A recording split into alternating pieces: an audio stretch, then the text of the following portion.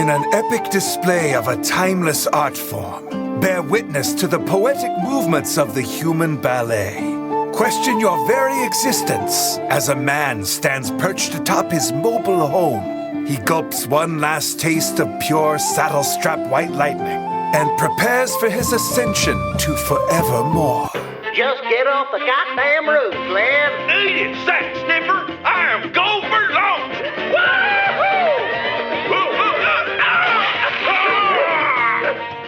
Follow the gallant quest of Glenn Poon, and behold the glory of the blessed bounds through which one may go to discover the truth of our collective brilliant existence. It can't so true! You don't know how bad I am! Transfix your eternal gaze upon the eternal grandeur of the eternal human spirit, inspired by the divine and performed by the salt of the earth itself, free of forethought nor a cognitive understanding of basic physics and personal hygiene. Hang on to your dick! I'm gonna try something! Ladies and gentlemen, this is what you've been waiting for. Come and see the miraculous human form be tested in a way that was never ever intended by any god nor man. Come, experience the magnificence of Glenn Poon. Oh, shit! Ain't nobody no mouth to ding-ding resuscitation? Oh. Get your tickets to eternity today. Kids eat free, no refunds after 6 p.m., and all public pool and trampoline policies apply and will be enforced. No unauthorized video equipment is allowed on site. And if that bitch-ass Curtis shows up, he can fuck right the fuck off. Glenn Poon. From the bowels of movement, the human form shall emerge. Before history was history, fools were we. Then we climbed a tree and finally we could see. Oh, then the internet made us smart, now know everything, do we? Thus we share with thee these trifleries, till nobody learns nothing. This episode of Bottom of the Barrel was recorded in front of a live studio audience. Okay, there we go, Kyle, or Jay, lead us in. All right, don't touch anything. Welcome to Bottom of the Barrel. Woo! Recorded today before a live studio audience. We are super excited. Thank you for being with us. So as mentioned earlier, the topic for our episode this week is ninjas. Yes. Or ninja, which is also plural of the word ninja. Both are acceptable in English, apparently. Yeah.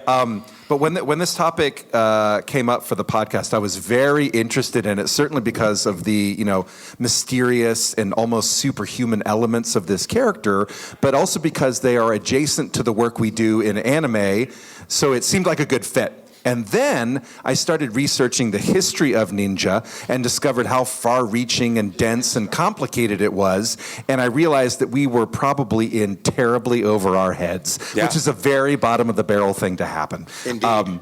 So we are excited to do it. We'll have some fun along the way. And we'll probably pass it over to Kyle, who has done most of the heavy lifting. Yeah, I will give you the kind of meat and potatoes of the ninja, but first... we should introduce ourselves, I think. Oh, okay. All right. You start then. This is your idea. Okay. Well, my name is John Swayze. Thank you. Hooray! And thank you. Yeah. Hooray! I'm Jay Hickman. Yeah. And I'm Kyle Jones. All right. Now we got that unpleasantness out of the way. Let's Hang on, I'm doing theater of the mind. Oh, don't mind if you do. Hang on, theater of the mind, everybody. Remember, you can't see this.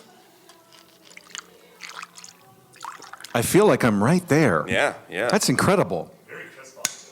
Great job, everybody. Great job. Yeah. Speaking of great jobs, tell everyone about the amazing work you did learning about ninja. Okay, so let's start with the basics here of just ninja, and we need to separate it from a few other things. Shinobi is ninja.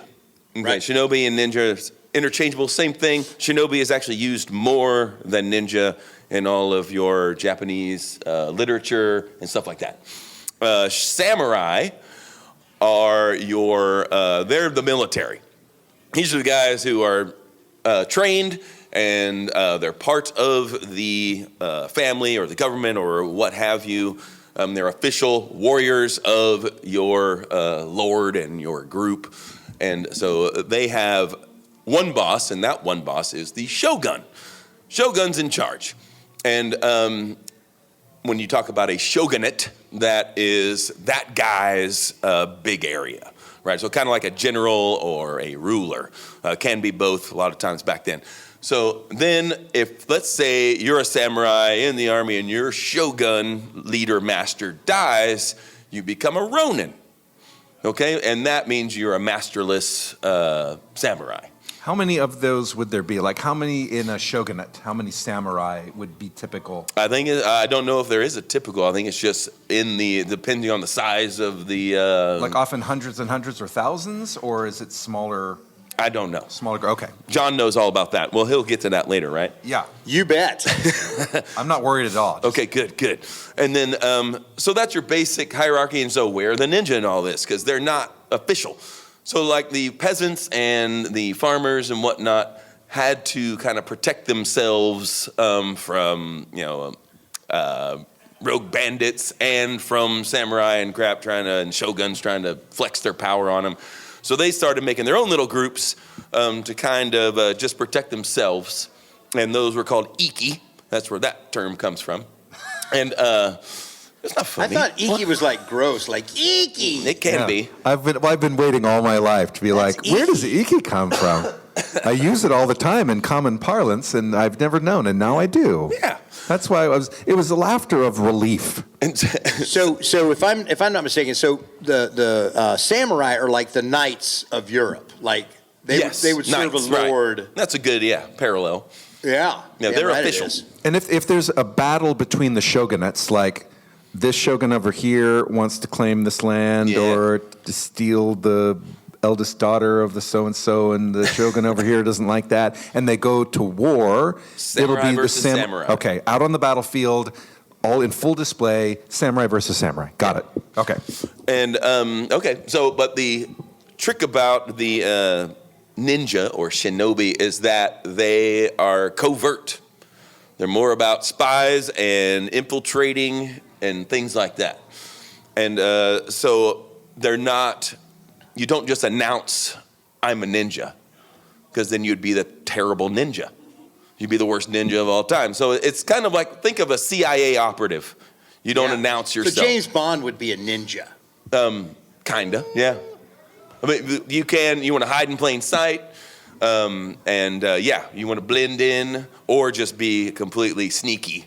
That's what we normally see is the one that's, quietly walking through the forest. Right. And out of respect, I would like to acknowledge the 45 ninjas that are sitting in our look audience around you. today. You probably can't even Can't even notice. see them. Don't They're even probably see 'em. sitting right next to you. You don't even know it. Thank you all for being here, by the way. Yeah, you ninja. You took out a ninja. Now there's only 44 ninjas. Only a ninja can sneak up on another ninja. Wow, Thank well you, Tim done. Minchin. When did this happen? They were talking about 12th century Japan. It's called the Sengoku period, and mainly started in the Iga province, is where they trail it back. And so, and what they would do initially is from these little farms and whatnot, they would be like for hire. Like people would just hire them out. So we need, I want to steal the other guy's wife or daughter or what have you, and you hire one of these guys to go sneak in and do that. Was their early business. Now, were they? So I do want to ask about this because I, picked up a couple things before I gave up in despair. So the role of the ninja was like espionage, like surveillance. Like we need you to go sneak in and see what's going get some on. Recon. Yeah, get some recon back to us so we can figure out what to do with it. Or we might need you to carry out a secret mission. Yeah. But it was rarely like, based on what I saw, rarely like to go do dirty work, except they frequently they were also into sabotage. Yep. I saw like occasionally or rarely, and what I found was like there was mixed results on this. Like sometimes they served as assassins, but other sources are like, there's no good evidence that they ever actually served as assassins. Yeah. Like that's mentioned in some literature, but there's no. I mean, we're not sure. Yeah, it's very shrouded in mystery, as the ninja are. So it's kind of perfect that you don't exactly know what they did or what they were up to, or who hired them sometimes. But they were out there to be covert. So you don't know much about them because there's not a lot of. And you said they were like farmers and stuff. Like, would they be at out the very beginning? Yeah, would they just be out like hoeing a field and they're like, oh shit, I got to go ninja. Damn it, I forgot. Yeah. Then they would ghost on their plowing jobs. Yeah, just like suddenly the donkey would be like, "Where'd my guy go? Yeah, where's my ninja? Yeah, what the hell? Who's supposed to steer me on the road? Dang it!" Yeah, it's rough life, especially for the donkeys. So they started about 12th century and lasted till about the 17th century. So they had a good 500-year run. You know, I learned that the word shinobi appears in the written record as far back as the late 8th century in poems. Whoa! I don't have any evidence to support that. No, and nor are you going to recite this poem, I take it. No. I want to hear it. I will not. There once was a ninja from Nantucket whose sword was so long. Well, basically what happened is times got more peaceful, and you didn't need ninja as much, and so out of the 17th century into the 1800s, you get this. That's when they start to become sensationalized, becomes more folklore, and they start to get like, oh, they know how to read people's minds or walk on water, and control the elements and things like that. It starts becoming, they're in plays, in Japanese plays, and this part's pretty cool. The whole idea of them wearing the black is because the first time it shows up, I don't have the name of the play, but it's really cool. They were the stagehands.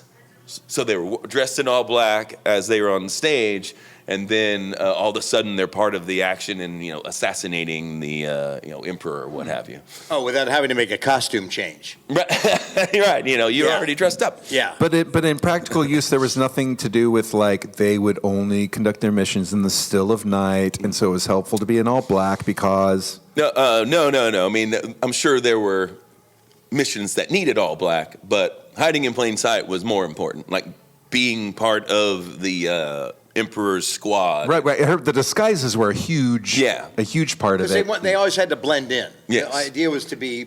Not always. Every now and then you plain have sight. the shadow guy doing the thing, but that's the popularized version. Is one of the most popular, and like to the point of the folklore that you talked about, like even in those times when they were actively ninja-ing, like people would start to incorporate them in stories and folktales and all that sort of thing. Yeah. But there was one famous ninja that was a prince. I didn't catch his name, but he was like known as one of the greatest in the business. hopefully not at the time. Hattori Hanzo. Because you don't want to be a. Why, yes.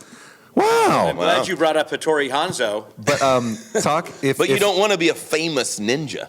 Well, he's now famous. Yeah. He's sort of recognized. He lived in he was born in 1542 and died in 1596, allegedly. But he was the most famous ninja in ninja lore for rescuing somebody from being killed. Quite possible that we found two different famous ninjas. I'll figure out my guy. But the fellow I had heard about was famed for his disguises, and frequently he would dress up as like a geisha or something like that. I did read that. Yeah, his most famous assassination was he dressed as a lady of the evening and went and murdered. But anyway, but to John's point, like blending in was the point. And if you dressed in a disguise so that you looked like you belonged in a different place or could get access. And so the idea of a geisha was a great idea because you could get in as a geisha to the lord of the manor at the place next door, be welcomed with open arms, and just like hang out in the background and listen for secrets, or set the place on fire. Apparently, setting it on lot fire of was fires. a very popular way to go. Yeah, big time into explosives. Yeah, arson, explosives, smoke bombs. Now, I've smoked a bomb before. So you said he dressed up as a geisha, but there were in fact female ninjas Tons. Kunoichi. Kunoichi is the female ninja, but there's a million names. There is Monomi, Rappa, Kusa, Igamono. No, there's a bunch of them, and so that part of the mystery still is like just depending on where something mysterious happened. Like, oh crap, so and so was just poisoned. It had to be a blankety blank, and because they were, this chupacabra thing. Right, and part of the mystery is knowing whether or not you're telling any of the truth. Like, who's gonna know? Monomi, like that's a real word. But yeah, so as where are we? Okay, historical documentation doesn't. All right. There's not a whole lot of that, of just like, here is this guy. He was this ninja and he did this. A lot of it, of what they pieced together, is through other accounts of things. And there was this old training manual found that had 48 tactics of the ninja. And that's been called all sorts of bullshit 100 times. But it's still a pretty fun read. There's lots of cool little things they did, and it all involves that espionage, camouflage, all the ages. Yeah. And being just. I was looking forward to your next Aj word. Okay, yeah, there's lots. Sabotage and triage. Ooh, hope so. Because but they had it wasn't the famous ninja nurses. It wasn't just fighting. It was yeah. They would learn different dialects and languages, different roots. I mean, they had to be experts on everything. And is it also true like that their weapon was a katana? Oh, they have tons of weapons. So they have tons of weapons, but like when they go the ninja that like throws the star and all this stuff, a lot of that wasn't actually for hurting it. It was like more of a distraction. Look over there. The shuriken, the throwing stars would start off as just rocks, but they were experts at throwing rocks, and so it'd be like a guy's coming at me, and so does that mean David from the Bible was a shinobi? I think he was. He slew Goliath as a shinobi. There's no proof he wasn't. That's how shinobi roll. But yeah, I'm a ninja and I can bop you in the head with a rock. Yeah. Better than anybody. Just don't tell anybody. All right. Anyway, sorry, didn't mean to derail. No, that's quite all right. But yeah, some of the things you were talking about of what are their skill set, and setting stuff on fire.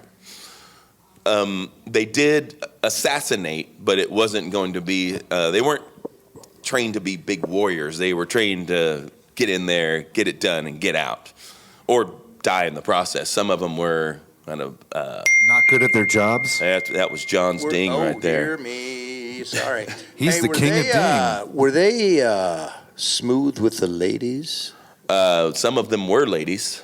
And were they smooth with the ladies? Probably. They would have to be kind of. Was there like a shinobi bar they would hang out after their mission? They'd come back and just talk about their, my God. I think you have to fix that on your phone. I did.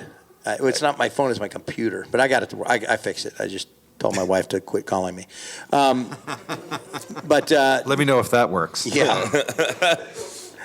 But I mean, do you think like shinobi would hang out and swap ninja stories? That seems like a terrible idea. Yeah. I think you wouldn't know who the other ninja were. Eventually, if you were a good one, what's Matthew? Matt Damon, the old where he's the spy guy. David or Bourne. Jason Bourne. Woo! He's not going to go hang out with the other Jason Bournes. He shouldn't know who the other Jason Bournes are. Well, but he might hang out with 007. Your point about 007 is good because he was the greatest spy of all time, but also kind of known. Like when he finally had the showdown with the main villain of whatever movie, the main villain knew exactly what, like, Mr. Bond, finally, we meet. But they didn't know what he looked like until... Well, that's because they kept changing him, man. At first it was Sean Connery, then it was Roger Moore, then it was... Mr. Bond, I see you got some work done. A box of Fascinating. cornflakes. That's all I can say in Sean Connery as a box of cornflakes. That's fine. A box of cornflakes. Man, how did they not pick you to be James Bond? Yeah, well, they haven't worked that into the script yet. I You got to see. get his shopping done. Where were we? Oh, God. Yeah. This is very bottom of the barrel. So Is it It's supposed- unusual for it to hit so quickly at the Yeah. bottom of the barrel. you guys are witnessing history. I did want to ask, because I had learned a couple of terms about the ninja and the ninja class, and that they were separated into, even within the ranks of ninja, there were echelons of ninja. Talk And so to me. I was interested to see these terms. There is an the highest rank within the ranks of ninja was a jonin, known as upper person. Clever. Representing the group and hiring out the mercenaries. So if you needed a ninja, you go to the Jonin, and the Jonin will be like, Bill's free. How about him? He's real good at the old stabby re- stuff if you want that. Yeah, if you want to set a fire, you'll want to go with Bruce. But Bill's great at the stabby, if that's what you need. I'll send him over. And then that was followed. The next rank down was called a chunin, middle person, who was basically assistant to the jonin. And at the bottom was the genin, lower person. How do you spell that one? Genin. They were field agents drawn from the lower class and assigned to carry out the actual missions. Oh. So those were your dirty work guys. No, so the actual ninja that we think of is the... Yes. And then there was some administrators above them, the Jonin and the Chunin doing all the... You need to fill out your 401k still. We're waiting. Listen, Bill, I'm going to need a TPS report.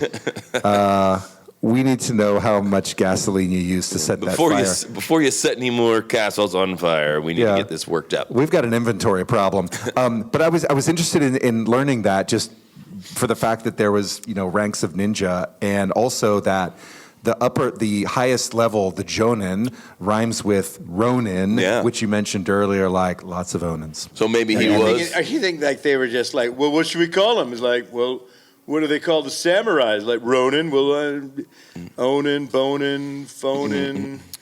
How about What do you Jonin? think, John? How about Jonin? Jonin? That's a little on the nose. We'll just twist it a little Yeah, Jonin. We got get a second. Jonin. Sure, guys, yeah. have it. Jonin, Go with you it. are. That seems pretty lame. for a Ninja. Well, tough times and everything. Yeah, they're not there to be clever in I'm surprised they wordsmiths. didn't call themselves Bamurai or. But yeah, some of the Jonin, very rarely had to get their hands dirty and do some work. And again, with the whole disguises thing, a couple of them disguised themselves as a performing troupe, like a group of singers, and they called themselves the Jonin Brothers. Hey! What a setup. There's the bottom of the barrel, everybody. Terrible. All that work just for that. Wow. Wasn't that something? Thank you, Jay. But the word Jonin is real. I didn't make that up just for the joke. It's real. Jonin. Jonin. It's real. I promise. That was Jonin. disgusting. Whoo, boy. I think it's time for a break. We'll be right back, folks.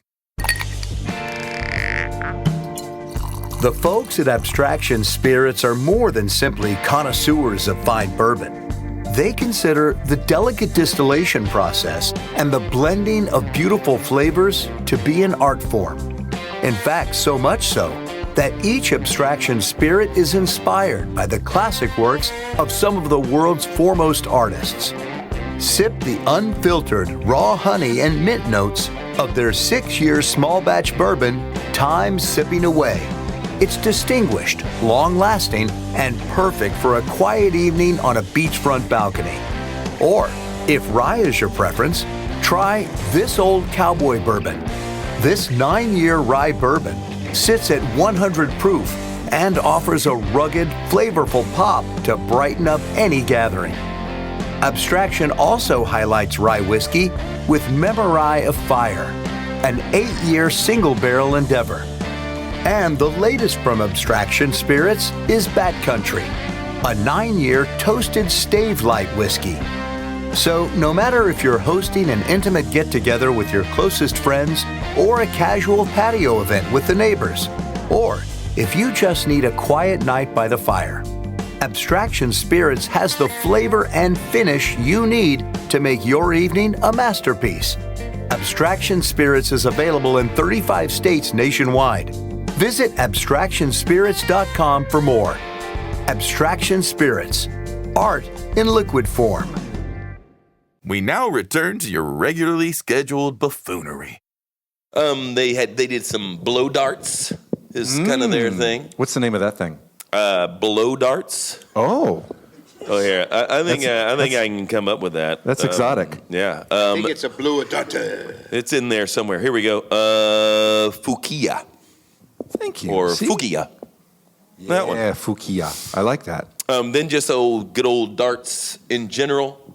Look at that thing. This is a kusarigama, and it is a sickle on a chain. So you get the old and then nab somebody. Yeah. Then this one's pretty nasty. They're called makibishi or caltrop, but it's just freaking spikes that you throw on the ground. Somebody's running after you, and you just go whoop and throw it behind you. That is so James Bond. He's got that in his car. He does. That's true. But they look like the jacks, the things with the like 5 bigger, points. pointier jacks. But these are... And then some of the, what I think is almost silly, are the like Wolverine spikes or like the kind of like brass knuckles but pointy. The claw gloves? Yeah, fake claws. Yeah. It looks a little silly, but I bet it hurt. Yeah. It doesn't look so silly when you're in the middle of a ninja fight. Do you know how stupid you look carving my face off with those? And they even have one that was nekote, which neko, you guys know that is a cat. And yeah, little cat claws. Hey. Oh, God, what's happening? I don't have my laptop charger. Oh, that's good, that's good. Oh, okay. I mean, by all means get that, but also don't touch anything. Stay away from John. It's very delicate. But yeah, and more evidence of the lady ninjas are things like the long hairpins that they could stab somebody with, the fans, the sharp-bladed fans that the lady ninja Kunoichi. She could have been a ninja. Yeah, she snuck in But pretty quiet. she announced what she was doing, which made it not really work. Yeah, but It probably made it work better. that's true. Right up next. Right, you're Hidden probably in about to plain die and you don't sight. even know it. She did. Don't mind me, just grabbing a charger. Yeah. How many times has that worked for an assassin? I'm just here to get my charger.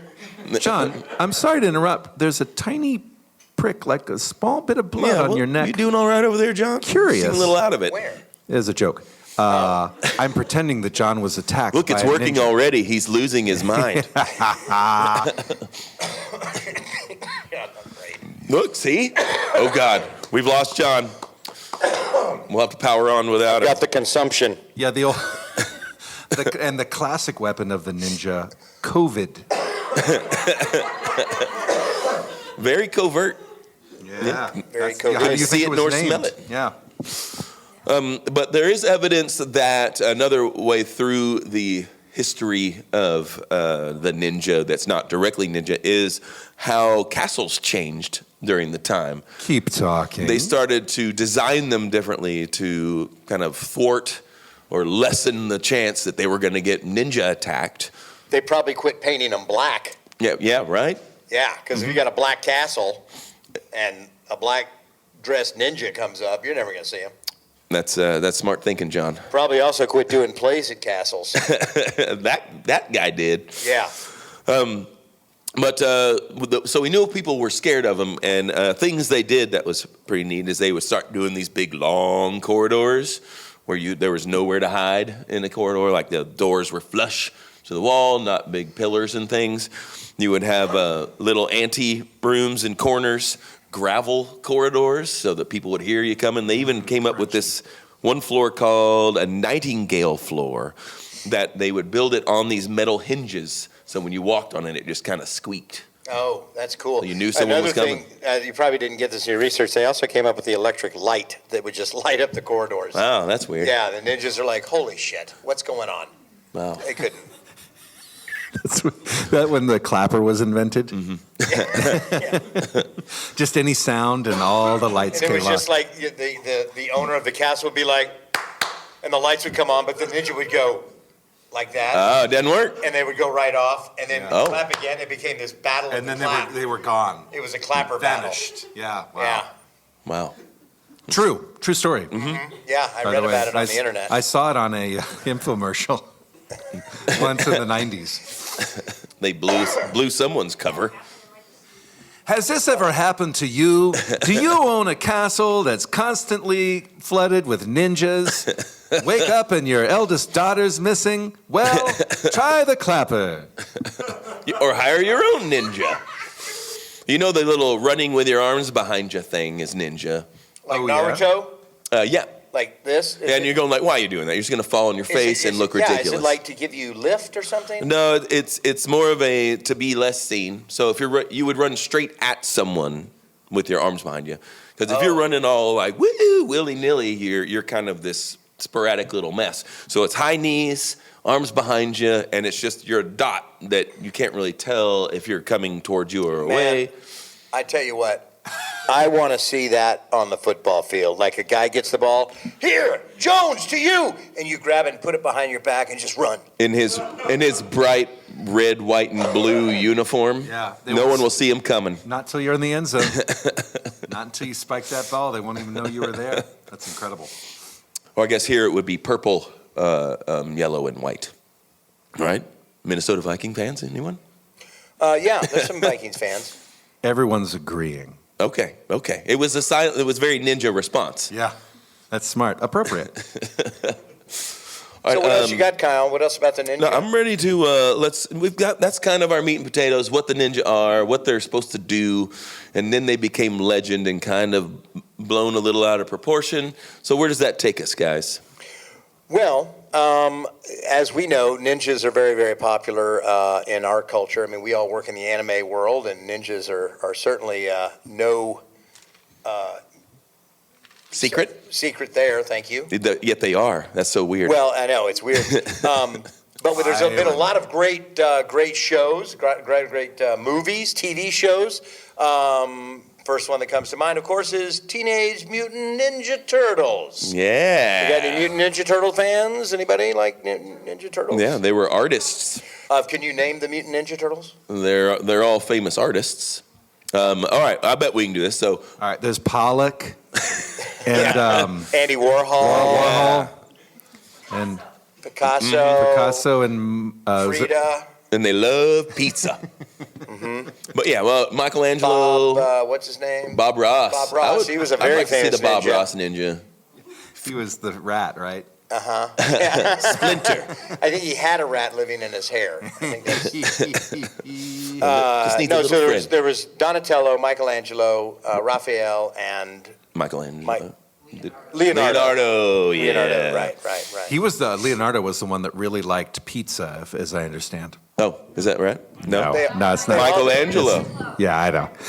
Leonardo How was the dare one you. that got on the front of the ship and said, "I'm a ninja!" I am the ninja of the world. Yeah. Which is stupid for a ninja to even announce that. Yeah, shouldn't do that.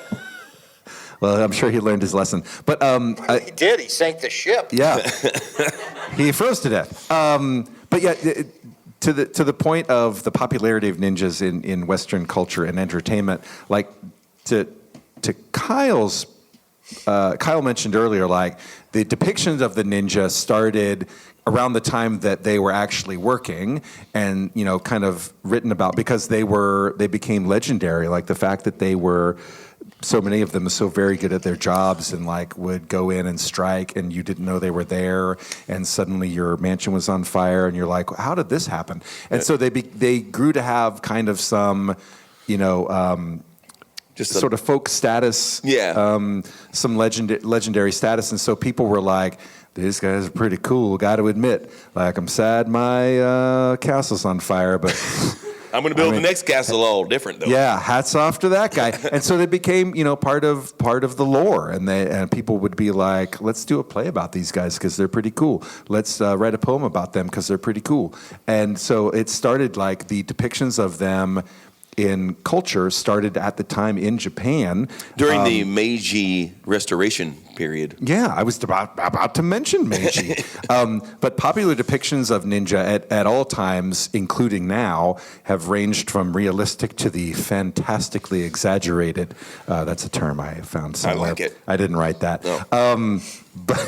But yeah, it started a long time ago, but it has come to the West. Yeah. And certainly in the world of anime, as I mentioned earlier, it's a theme that we see or characters that we see are frequently depicted in absolutely. anime. Some other notable movies. There's been TV shows and movies, but some very notable ones are Shinobi, which is actually a movie that Kyle Jones, Jay Hickman, and myself worked on.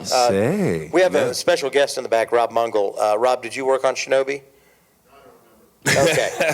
Thanks for that contribution. Rob Mungle, everybody, is in the house. It's good. Yeah. But we worked on that. We did some funny versions of that. There's also House of Ninjas. The three greatest movies, allegedly, according to Siskel and Ebert. Oh, Siskel and Ebert's I think ninja category? I'm making this up because I think they're both dead. But I think that it's American Ninja 1, American Ninja 2, The Confrontation, and Enter the Ninja, which is actually a porno. They were split on that one, as I recall. There was one thumbs up and one thumbs down, and 2 fingers as well. But as I said earlier, Hattori Hanzo, widely considered as the most famous ninja in history. Can I back up to American Ninja? Does anyone know American Ninja's name? No? No. Billy Joe Armstrong. Okay. Yeah. That's a so good you know ninja it's legit. name. Why is that? What's your name, Ninja? Billy Joe. Not to be confused with Billy Jack. Not to be. Not a ninja. No one's going to confuse but that. Hanzo was known as the Demon Shinobi. The Demon Shinobi Hanzo, due to his fearless tactics. Now, there was a movie made about him called Hanzo the Razor, Sword of Justice in 1972. Wait, the Hanzo the Razor, and then what was the rest? Sword of Justice. Oh, sword. Yeah, Sword Oh, I of thought you Justice. said like sort of. Not Sword of Justice. Sword of Justice. Hanzo the Razor, Sword of Justice. In a manner of speaking, I guess. But I think Siskel and Ebert's review of that was, Yeah, So, I can't imagine. There's also the sword itself was legendary that Hanzo used, and you can find that sword in movies.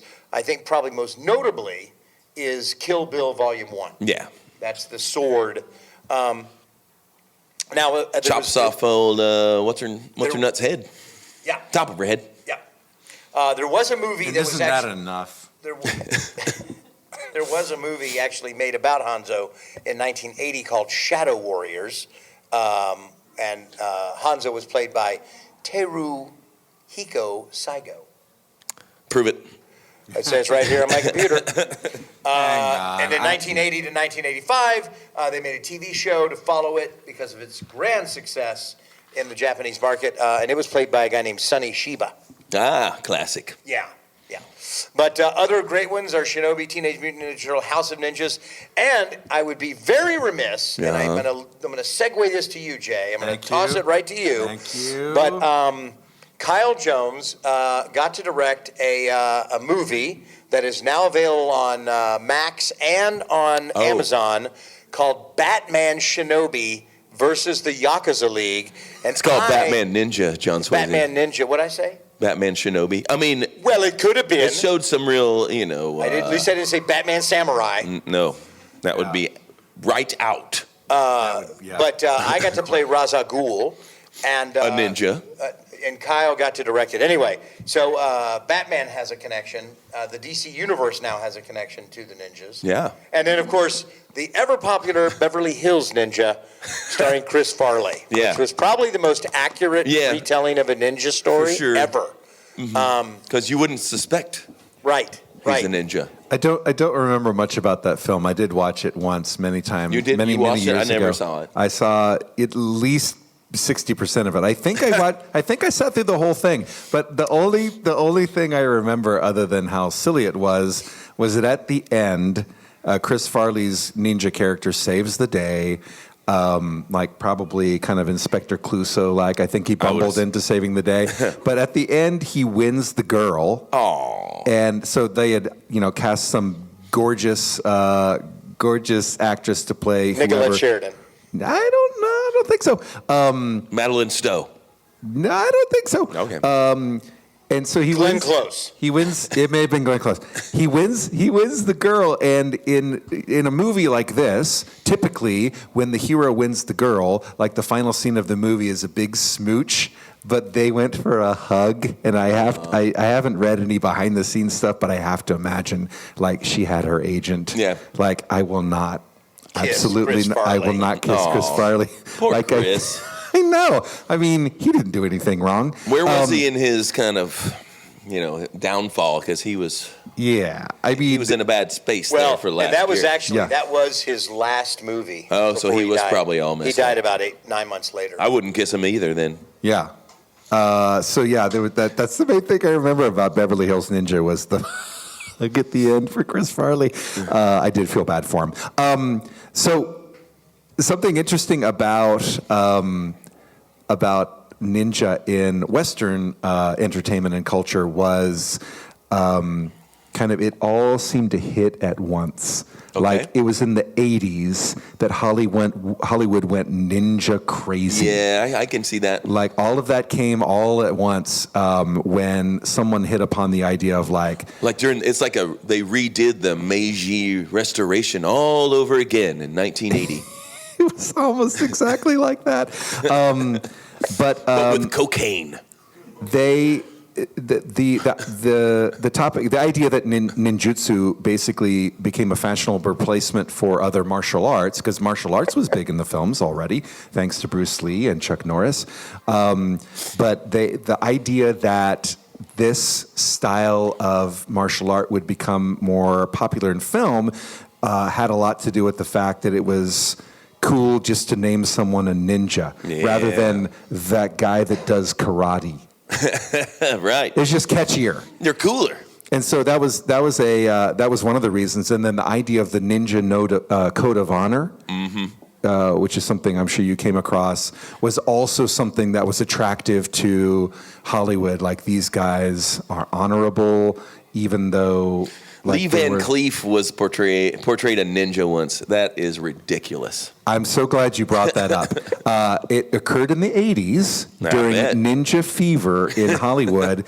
Lee Van Cleef, the actor, the Western star of Dutch ancestry, starred as a ninja master in a 80s TV show called The Master. Yeah.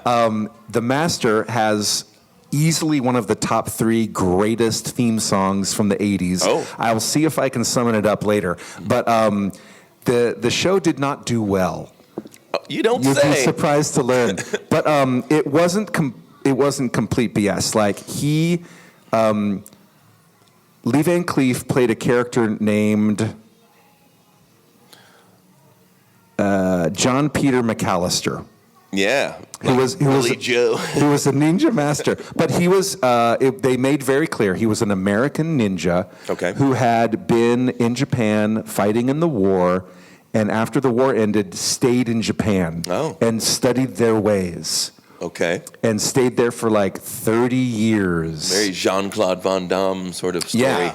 And so the premise of The Master was he had a daughter, estranged daughter that lived in the United States. He heard she was in trouble or had gone missing, and he comes to America to find her. Oh, no. And along the way... He has a unique set of skills. Along the way, he meets here, the description is, meanwhile in America, in the town of Ellerston, a drifter and wannabe hero, Max Keller, runs into a girl who flags him down on the road. So Max Keller is a 20-something, very handsome actor who's a wannabe hero, and he becomes Lee Van Cleef's pupil Okay. So Lee Van Cleef is teaching him how to be a ninja. He's the master. Yeah, he's teaching him how to be a ninja. But they go from town to town, just like the A-Team.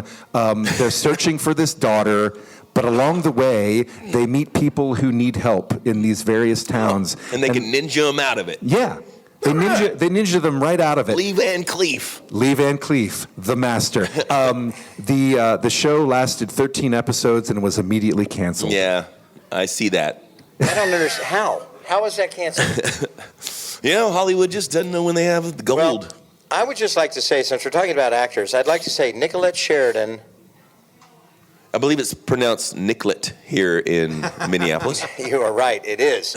Nicolette. Now, for those who don't know Nicolette Sheridan, she was married to Harry Hamlin, dated Leif Garrett for a while, some other really sexy men, probably people that were voted on in the building in the room right next door. Yeah. So it's no surprise that she didn't want to kiss Chris Farley. Oh. But also, make fun of it if you will, but the budget for American or Ninja Beverly Hills Ninja was $18 million. It grossed $38 million. Whoa, they made a profit. Wow. Yeah, it's almost double. Yeah. So anyway, those are can't take you guys anywhere. Everyone's phone's going off. You would be terrible ninjas. We would be terrible ninjas. Will you text your wife to text my wife to stop calling me? Would you mind? I would, but my phone's over there. Yeah, we would be terrible ninjas. I don't know. No one's suggesting any of us should be ninjas. I'm not even sure I'd be a good samurai. I can guarantee you would not be a good samurai. Yeah, probably not. Probably not. Hey, we should point out, we do have a special guest in the audience. One of our dear friends, Rob Mungle, is in the very back. He's about to fall asleep. Yeah. But I thought we might bring him up here and see if he's got a couple of words he would like to share. Yeah, he may know something about ninjas. Y'all didn't even know he was there, did you? No. Ninja. Yeah, here he comes. Shinobi. He's even dressed in a black T-shirt. Wow. Black, some sort of sweater thing. Wear a sweater in May here. That's true. Grab a chair there, Rob. Come on up and... Here. While Rob's looking for a chair, can I bring up Mortal Kombat? I wish you would. It contains 2 ninja. Anybody in the crowd know who those are? Rob Riggle. Oh. Rob Riggle. Sub-Zero. Oh. Sub-Zero. Fight. And Scorpion. Okay. One of them. I'm sorry. One of them was bad and one was good. Is that right? That's all. Get over here. Hello, gentlemen. Thanks for having me. You bet. Welcome, Rob And Mungle. thanks for that round of applause, you sons of bitches. Rob, I'm going to be honest. They are very well accustomed to being an audience at bottom of the barrel, and they just frankly don't give a shit. So, I just want to mention one thing. I was moved to laughter when you mentioned you guys have never heard of Nicolette Sheridan. You might know him. Or not because she was married to Harry Hamlin. Like they're gonna know who the fuck that is. Harry Hamlin. Of course. On L.A. Law in 1986. I believe Harry Hamlin has a TV show, In the Kitchen with Harry Hamlin, right now. This is how, I know you're worried, this is how ninjas do it. They divert attention away from the... So, yeah, he's setting the castle on fire right now. Did you know that Electra is supposed to be a ninja? Carmen Electra? Well, I don't know that. She could be one of those hiding in plain sight ones. Yeah, the Jennifer Garner Electra. Yeah. What is the name of her very special weapons? Oh, I was looking those up because they don't. Sai. Yeah, and it's not really a ninja weapon. That was a Chinese weapon that got kind of adapted into the. You were mentioning lore. these movies, right? There's one ninja movie from the 80s that is technically a ninja movie, but it was called, and you guys would never have heard of this. It was Remo Williams, The Adventure Begins. I remember Remo Williams. Remo Williams, The Adventure Begins. They wrote it in the title to be a franchise. Oh. The Adventure Begins. Begins, yeah. Until it grossed like $8,000 on its opening weekend. Great news. I did find the theme song for Lee Van Cleef's the master. Can we do that on a podcast? Well, you can put the microphone right up. No, I mean not that part. I mean legally. Go with. Fair use. Only play like 10 seconds. Okay. That's exactly or what start I'm- talking over it. I think you can get away with it. All right, check this out.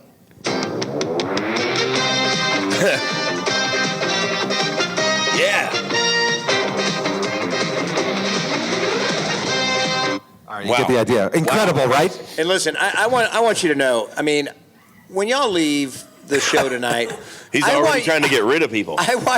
No. Later, when we're done, I want you to go look this up and just watch the trailer or the opening sequence, because I can't believe there wasn't a voiceover saying, you know, Lee Van Cleef is the master. starring Lee Van Cleef. Tonight's episode. He came to America looking for his daughter. Murder. Oh, speaking of death by murder, murder by death, the movie, which is what Clue is based on, has, I think, the most racist Japanese portrayal. Yeah, it's pretty strong. Yeah, it is a nasty one. And I was going to mention that theme song sounds eerily similar to the opening to Airwolf. I don't know if you've ever heard of the Airwolf opening theme. It's like the love child of Airwolf and Hawaii Five-0. It's really nice. Hawaii Five-0. Yeah. I was thinking Hawaii Five-0. Yeah. And I was also thinking Barnaby Jones. These kids are like, who the hell are you talking about? Wow, You know, children, back in the old days, there used to be something called theme songs. When the beginning of a show, they would give you a musical interlude to introduce you to the characters That's weird. and the actors that played them.